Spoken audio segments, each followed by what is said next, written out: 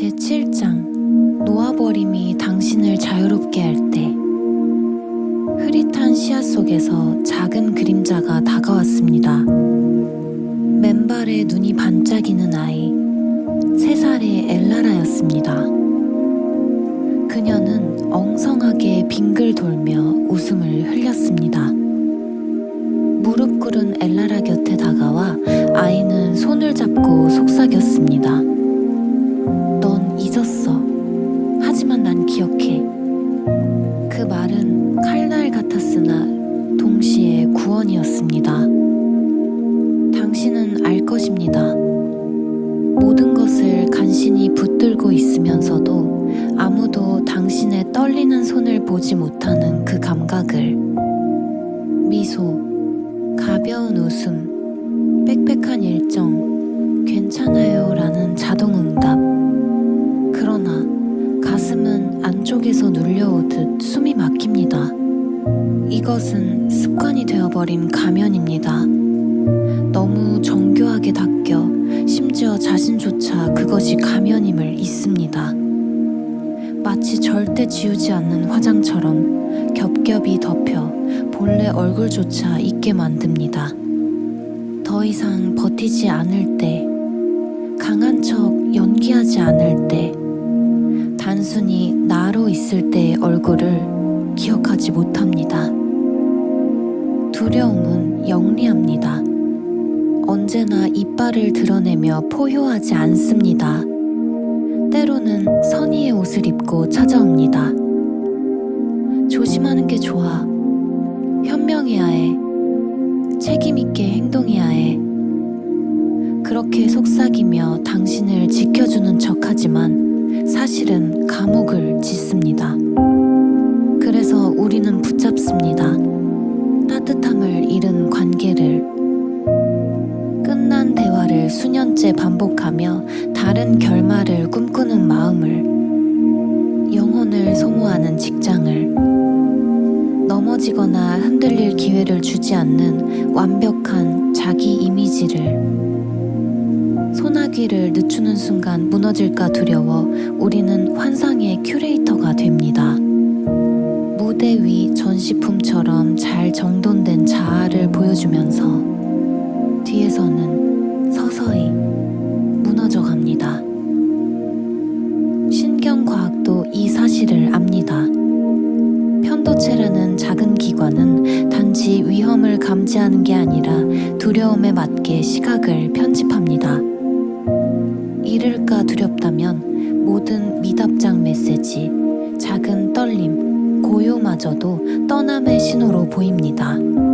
실패가 두렵다면 발밑에 균열만 보이고 열려있는 문은 보지 못합니다.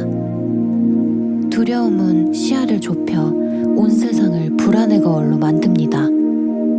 그러나 더 세게 움켜쥔다고 두려움이 사라지지 않습니다. 오히려 세상을 더 작게 만듭니다. 구멍 뚫린 문구멍으로만 삶을 보게 만듭니다. 그렇게 우리는 매일 두려움의 생각을 바치며 그것을 먹여 살립니다. 아프지만 진실은 이것입니다. 당신이 매달리는 삶은 당신에게 너무 작을 수 있습니다. 그것은 삶이 아니라 고통을 피하려는 생존일 뿐일지도 모릅니다. 나는 수많은 여성이 이렇게 살아가는 것을 보았습니다. 매일을 비상훈련처럼 운영합니다. 웃지만 마음은 아니오 였던 수많은 예들로 가라앉습니다. 너무 많이 주어 자신에게 남은 것은 메아리 뿐입니다. 그러다 결국 금이 갑니다. 갑작스러운 상실, 이별, 죽음, 병, 혹은 더 조용히 오래 두른 갑옷의 무게에 천천히 무너집니다. 그러나 바로 그 순간 녹아버림 속에서 공기가 달라집니다. 신경과학은 이것을 이렇게 부릅니다. 투쟁, 도피 상태에서 휴식으로의 전환. 붙잡혀 있던 교감신경이 풀리고 부교감신경이 깨어납니다. 몸은 부드러워지고 마음은 안개가 걷히듯 맑아집니다. 위협이 아니라 가능성을 보는 전두엽이 다시 빛을 냅니다. 이것은 시가 아니라 생물학입니다. 그때 작은 것들이 다시 보입니다. 마트에서 마주친 낯선 이의 눈빛, 줄에 서 있을 때 어깨를 덮는 햇살, 라디오에서 흘러나온 노래가 마치 당신 이름이 새겨진 듯 다가오는 순간. 그것들은 늘 거기에 있었지만 주먹을 쥔 채 좁아진 시야로는 볼 수 없었습니다. 놓아버림은 삶을 안전하게 만들지 않습니다. 오히려 잃게 할 수 있습니다. 그러나 동시에 무겁던 것들을 함께 잃게 합니다. 결코 풀리지 않았던 위장의 매듭, 차마 말하지 못한 진실을 삼키며 아파온 턱의 긴장, 다시는 일어나지 않을 대화를 수백 번 연습하던 불면의 밤. 놓아버림은 그것들을 데려갑니다. 물론 뇌는 옛 습관으로 돌아가려 합니다. 익숙하기 때문입니다. 그러나 부드러워질수록 뇌는 스스로 신뢰를 재배선합니다. 이것은 신경가소성. 뇌는 스스로 새로운 길을 만듭니다. 삶에 대한 반응을 한 걸음씩 바꿀 수 있습니다. 그러다 어느 날 깨닫습니다. 두려움은 여전히 존재하지만 더 이상 운전석에 있지 않다는 것을. 배경음처럼 울리지만 노래를 정의하지 않는다는 것을.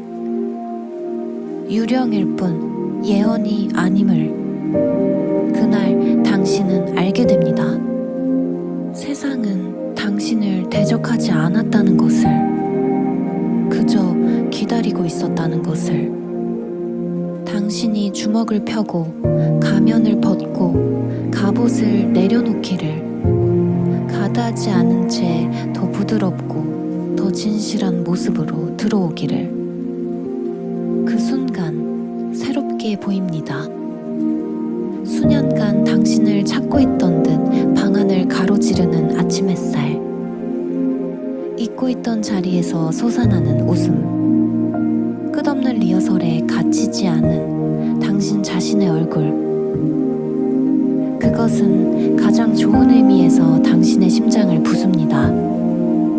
왜냐하면 이제 알게 되기 때문입니다. 삶의 목적은 두려움을 없애는 게 아니었다는 것을. 두려움은 사라지지 않습니다. 적이 아니었습니다. 단지 당신이 호흡을 잊었음을 알리는 신호였습니다. 쫓아내는 것이 목적이 아니라 다른 모든 것을 위한 공간을 내어주는 것. 그리고 그 순간 무장하지 않은 채 서 있는 당신에게 낯설지만 분명한 것이 찾아옵니다. 두려움도 통제도 아닌 더 부드럽고 더 깊은 것. 당신이 결코 없이 살도록 태어나지 않았던 단 한 가지.